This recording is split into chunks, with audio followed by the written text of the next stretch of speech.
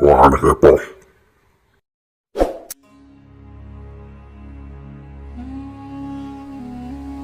Dahulu patung ini merupakan monumen yang terdiri dari dua patung Buddha yang berdiri dan diukir di sisi sebuah jurang di lembah pada ketinggian 2500 meter. Kemungkinan besar patung-patung ini dibuat pada abad ke-5 atau ke-6 dan merupakan perpaduan klasik antara seni gaya Yunani dan seni Buddha. Tubuh-tubuh utama ditata secara langsung dari batu tebing, namun detailnya dibuat dengan lumpur yang dicampur dengan jerami dan dilapisi dengan semacam semen. Lapisan ini yang sebagian besar praktis sudah hilang semenjak dahulu kala, kemudian dicat untuk mewujudkan ekspresi wajah, tangan, dan lipatan-lipatan jubah secara lebih mendetail.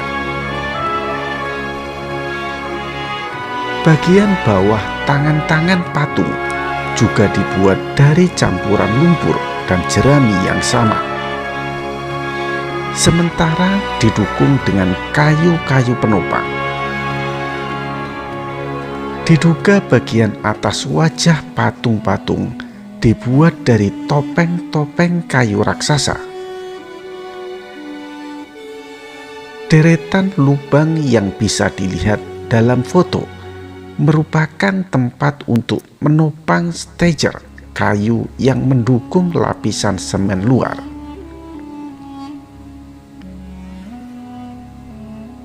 Dua patung utama adalah Buddha dalam pose berdiri yang berukuran 55 dan 37 meter. Contoh-contoh patung Buddha berdiri yang dipahat dan terbesar di dunia.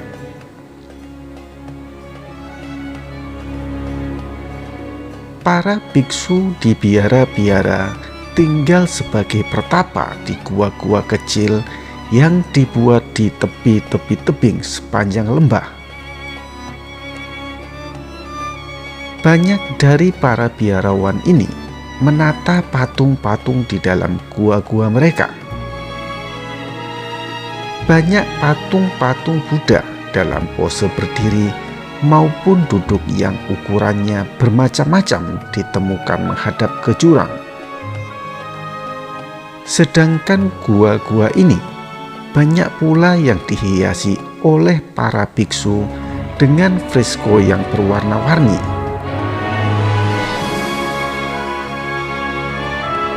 Daerah ini merupakan salah satu pusat Buddha yang besar dari abad ke-2 sebelum Masehi sampai masuknya Islam ke lembah-lembah pada abad ke-9.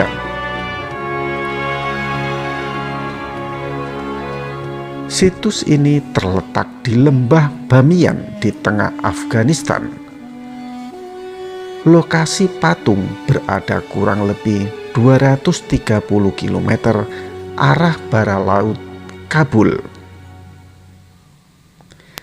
Situs ini bernama Patung Buddha Lembah Bamiyan. Karena terletak di jalur sutra yang menghubungkan Tiongkok dan India dengan dunia barat, Bamiyan berkembang menjadi pusat agama dan filsafat. Daerah ini juga merupakan situs beberapa biara Buddha. Kemudian daerah ini juga penting karena merupakan tempat berpadu budaya barat dan timur untuk menciptakan bentuk-bentuk baru seni Buddha Yunani. Seorang peziarah Buddhis dari Tiongkok yang bernama Xuanzang melewati daerah ini sekitar tahun 630 dan menulis bahwa Bamiyan adalah sebuah pusat Buddha yang berkembang dengan lebih dari 10 biara dan lebih dari 1000 biksu. Ia juga menulis bahwa kedua patung Buddha ini dihias dengan emas dan batu permata mulia.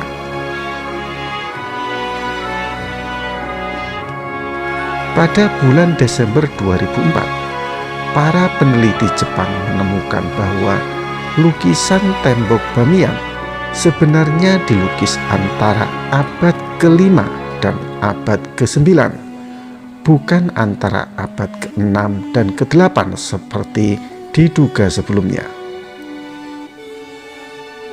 Penemuan ini dilakukan dengan menganalisa isotop radioaktif yang terkandung dalam serat-serat jerami yang ditemukan di bawah lukisan.